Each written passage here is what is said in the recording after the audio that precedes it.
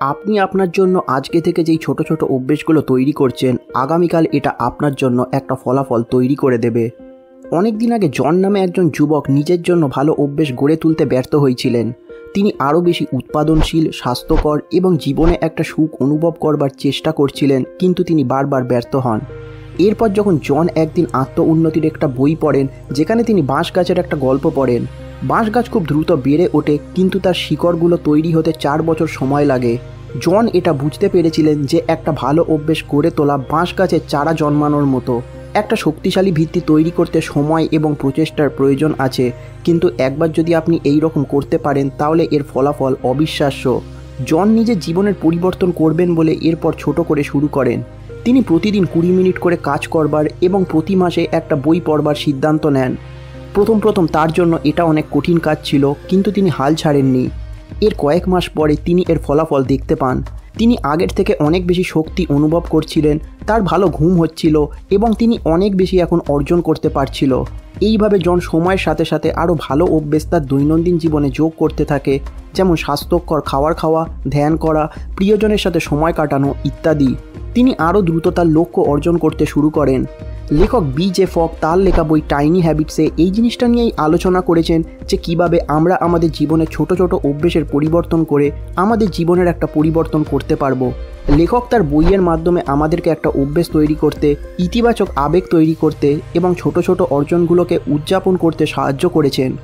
আজকের ভিডিওতে আমি এই বইয়ের মূল বিষয় আপনাদের সাথে শেয়ার করব। আপনাদের মূল্যবান সময় নষ্ট না করে আজকের ভিডিওটা শুরু করা যাক। প্রথম অধ্যায়, আচরণের উপাদান। লেখক বলেছেন অনুপ্রেরণা, ক্ষমতা এবং চিহ্ন একত্রিত হলে একটা আচরণ গঠিত হয়। এই জিনিসটাকে ফগ বিহেভিয়ার মডেল বলা হয়। এই মডেলটা আমাদের সমস্ত আচরণের জন্য প্রযোজ্য, যার মধ্যে আপনি যেই অভ্যেসগুলোর একটা পরিবর্তন করতে চান সেই অভ্যেসগুলো পড়ে। আপনি আপনার যেই আচরণটির পরিবর্তন করতে চান, শুধুমাত্র তার চিহ্ন সরিয়ে আপনি সেটার পরিবর্তন করতে পারেন। চিহ্নগুলোকে সরিয়ে দিয়ে আপনি আপনার খারাপ অভ্যেসগুলোকেও ভাঙতে পারেন। উদাহরণস্বরূপ, আপনার যদি অতিরিক্ত টিভি দেখার একটা অভ্যেস থাকে, তাহলে আপনি আপনার টিভিটা আনপ্লাগ করে রাখতে পারেন, অথবা এটাকে অন্য কোনো ঘরে রেখে দিতে পারেন। টিভিটা অন্য ঘরে থাকার ফলে আপনার এটা দেখা একটু কঠিন হয়ে উঠবে। আমরা যখনই একটা নতুন অভ্যেস তৈরি করতে চাই অথবা একটা পুরনো অভ্যেসকে ভাঙতে চাই, আমরা তখন একটা তাৎক্ষণিক ফলাফলের আশা করি। বিহেভিয়ার ডিজাইন সেটের মাধ্যমে এই জিনিসটাকে খুব সহজেই সমাধান করা যেতে পারে। অনেক সময়তেই আমরা একটা নির্দিষ্ট আচরণ গ্রহণ করতে চাই, কিন্তু আমরা সেটা করে উঠতে পারি না। লেখক বলেছেন 3টে ধাপে আপনি একটা আচরণ গড়ে তুলতে পারবেন। সর্বপ্রথম, আচরণের জন্য আপনি একটা অ্যাঙ্কার তৈরি করুন। এরপরই আচরণ করার ক্ষমতা আপনি নিজের মধ্যে বিকাশ করুন এবং অন্তিম ধাপে এটাকে করবার জন্য নিজের মধ্যে অনুপ্রেরণা বাড়ান। বেশিরভাগ মানুষই এটা মনে করেন যে একটা আচরণ তৈরি করবার জন্য আমাদেরকে প্রথমে অনুপ্রেরণার দিকে মনোযোগ দিতে হবে। লেখক বলেছেন বাস্তবে একটা আচরণ তৈরি করবার জন্য সর্বপ্রথম আমাদেরকে একটা চিহ্ন বা রিমাইন্ডার তৈরি করতে হবে। যদি এটা কাজ না করে, আমাদেরকে ক্ষমতা তৈরি করতে হবে, এবং যদি এটাও না কাজ করে, তাহলে আমাদেরকে প্রেরণার দিকে এগিয়ে যেতে হবে। ধরুন আপনি সকাল সকাল ঘুম থেকে উঠবেন বলে ঠিক করেন, কিন্তু আপনি সকালে উঠতে ব্যর্থ হন, তাহলে এই ক্ষেত্রে আপনার ইচ্ছে শক্তির বা অনুপ্রেরণার অভাবের জন্য নিজেকে দোষ দেওয়া আপনি বন্ধ করুন। এর পরিবর্তে তাড়াতাড়ি ঘুম থেকে উঠতে বা সন্ধ্যায় সময় মতো ঘুমোতে যাওয়ার জন্য আপনি একটা অ্যালার্ম বা রিমাইন্ডার সেট করুন। এই জিনিসটা আপনাকে এটা মানতে সাহায্য করবে যে আপনাকে অনুপ্রাণিত করবার মতো অন্তত কিছু আছে। দ্বিতীয় অধ্যায়, আচরণকে সহজ করার 3টি উপায়। লেখক বলেছেন 3টে জিনিসের মাধ্যমে আমরা একটা অভ্যেস গড়ে তুলতে পারি। সর্বপ্রথম লেখক বলেছেন দক্ষতা বাড়ানোর মাধ্যমে আমরা একটা আচরণকে সহজ করে তুলতে পারি। আপনি যখন কোনো একটা কাজে ভালো হন, তখন সেটা আপনার জন্য ভালো হয়ে ওঠে, অথবা দক্ষতা বিকাশের মাধ্যমে আপনি সেই অভ্যাসটা তৈরি করবার ক্ষমতাকে বাড়াতে পারবেন। আপনার দক্ষতার উন্নতি করতে আপনি অনলাইনে গবেষণা করুন, বন্ধুর কাছ থেকে পরামর্শ নিন, অথবা আপনি কোনো কোর্স করতে পারেন। এরপর আপনার আচরণকে সহজ করে তোলার জন্য দ্বিতীয় যেই কৌশলটা লেখক বলেছেন সেটা হলো ভালো সরঞ্জাম এবং সম্পদের একটা ব্যবস্থা করুন। লেখক বলেছেন আপনার নতুন আচরণকে আরামদায়ক করতে যতটা সম্ভব প্রয়োজনীয় সরঞ্জামের আপনি ব্যবস্থা রাখুন। কোনো আচরণ যদি আপনাকে হতাশ করে, তাহলে এটা অভ্যেসে পরিণত হবে না।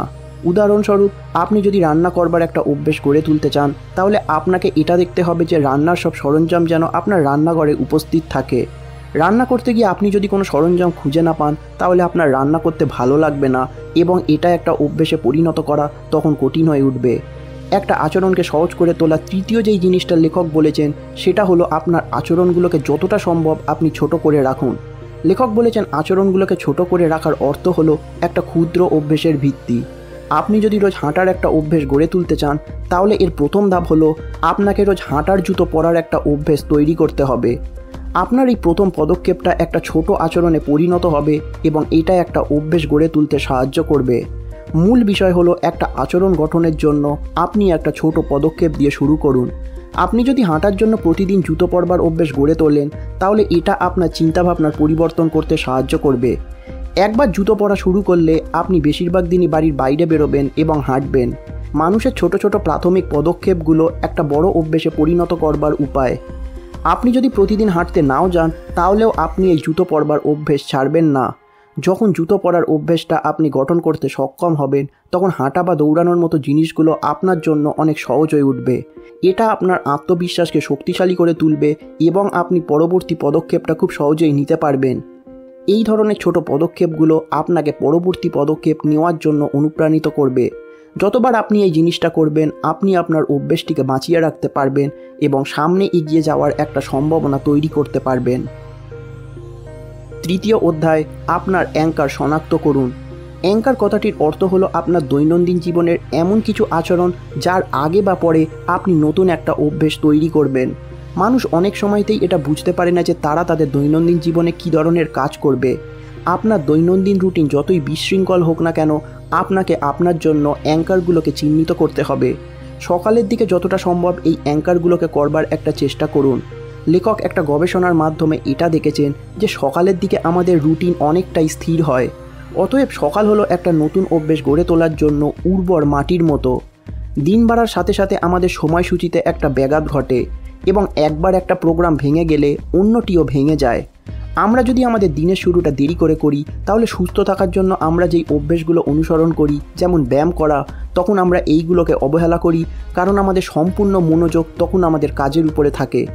দেরি করে শুরু করবার ফলে আমাদের কাজ থেকে ফিরতে দেরি হয়ে যায় এবং তখন রান্না করে খাওয়ার পরিবর্তে আমরা বাইরে থেকে কিনে খাবার খাই। লেখক বলেছেন আপনি আপনার সকাল, বিকেল এবং সন্ধ্যার জন্য অ্যাঙ্কার ব্যবহার করে অভ্যেস গড়ে তুলুন। আপনি যখন একটা অভ্যেস গড়ে তুলছেন সেই সময় আপনার অনুভূতির উপরে এটা নির্ভর করে যে আপনি সেই অভ্যেসটার পুনরাবৃত্তি করবেন কি না। মানুষ এটা মনে করেন যে প্রতিটা জিনিসকে পুনরাবৃত্তি করবার মাধ্যমে আমরা একটা অভ্যেস গড়ে তুলতে পারি, কিন্তু বাস্তবে এমনটা ঘটে না। আপনি যদি কোনো কাজ আপনার ইচ্ছার বিরুদ্ধে গিয়ে জোর করে করেন তাহলে সেটা অভ্যেসে পরিণত হবে না। আপনি যখন আপনার অভ্যেস গঠনের জন্য একটা আচরণ ডিজাইন করবেন তখন আপনি এই জিনিসগুলোকে মনে রাখবেন। ইনস্টাগ্রাম এবং স্ন্যাপচ্যাট এই অ্যাপগুলো এই জিনিসটারই সুবিধা নেয়। একবার আপনি এই অ্যাপগুলোতে কোনো ছবি আপলোড করলে আপনি ফিল্টার ব্যবহার করবার মাধ্যমে ছবিগুলোকে রূপান্তর করতে পারেন এবং তখন ফটোটি কেবল আর ফটো থাকে না। আপনি তখন এটা মনে করেন যে আপনি একটা চমৎকার অনুভূতি এবং মুহূর্ত শেয়ার করছেন। এই সময় আপনার মস্তিষ্ক থেকে তখন ডোপামিনের রিলিজ হয়। এই কারণে আপনি ইনস্টাগ্রাম এবং স্ন্যাপচ্যাট ব্যবহার করবার আবার পুনরাবৃত্তি করেন। আচরণের ক্ষেত্রে সিদ্ধান্ত এবং অভ্যেস একে অপরের বিপরীত। আপনি প্রতিদিন সকালে কাজে যাওয়ার সময় কি করবেন তা নির্ধারণ করতে পারেন, কিন্তু বাড়ি থেকে বের হওয়ার আগে আপনি কাজে ফোন নিয়ে যাবেন কি না এটার জন্য আপনাকে সিদ্ধান্ত নিতে হবে। মানুষ কোনো চিন্তা না করেই বাড়ি থেকে বের হওয়ার সময় ফোনটি তাদের সাথে নিয়ে যায় কারণ ফোনটি তাদের আবেগের সাথে জড়িত। অনেক আচরণই আমরা পছন্দ করি না বা আমরা জানি সেগুলো আমাদের জন্য অনুপযুক্ত, কিন্তু তার সত্ত্বেও আমরা সেগুলোকে করা বন্ধ করি না কারণ সেগুলো আমাদের আবেগের সাথে যুক্ত থাকে। যেমন মোবাইল ফোনের ব্যবহার করা, গেম খেলা ইত্যাদি। আমাদের মস্তিষ্ক পুরস্কার ব্যবস্থার অনুভূতির দ্বারা প্রভাবিত হয়। সমাজ যেটাকে ভালো বা খারাপ বলে তার দ্বারা আমাদের মস্তিষ্ক প্রভাবিত হয় না। মানুষ হিসাবে আমরা আবেগের সাথে গভীরভাবে সংযুক্ত, তাই আমাদের বেশিরভাগ অভ্যেসই এটারই একটা মিশ্রণ যে আমরা কি চাই এবং আমরা কি চাই না। কিন্তু ভালো বিষয় হলো আপনি এই জিনিসগুলো নিয়ন্ত্রণ করতে পারবেন। পঞ্চম অধ্যায়, অভ্যাস গড়ে তুলতে উদযাপন ব্যবহার করুন। লেখক বলেছেন উদযাপন আপনার নতুন অভ্যেসের মধ্যে একটা ইতিবাচক অনুভূতি তৈরি করবার সর্বোত্তম উপায়। উদযাপন আমাদের এটা শেখায় যে কিভাবে নিজেদের ভালো হতে হয়। ধরা যাক আপনি 2 সপ্তাহের জন্য প্রতিদিন দৌড়াবেন বলেন ঠিক করেন। এর জন্য আপনি 2 সপ্তাহের শেষে একটা বডি ম্যাসাজ দিয়ে নিজেকে পুরস্কৃত করেন। এই পুরস্কার আপনার জন্য উত্তম কারণ এই মেসেজটি আপনার শরীরের জন্য ভালো। এখানে আপনার মেসেজটি একটা অনুপ্রেরণা হয়ে উঠবে, কোনো পুরস্কার নয়। একটা উদযাপন আমাদেরকে একটা অভ্যেস গঠনের শক্তি প্রদান করে। আপনাকে উদযাপনের এমন একটা উপায় খুঁজে বের করতে হবে যা আপনাকে ঝকঝকে বোধ করাবে। আপনি যদি এমন উপায় খুঁজে না পান, তাহলে আপনাকে অন্যান্য কৌশলের মাধ্যমে এমন একটা উপায় খুঁজে বের করতে হবে।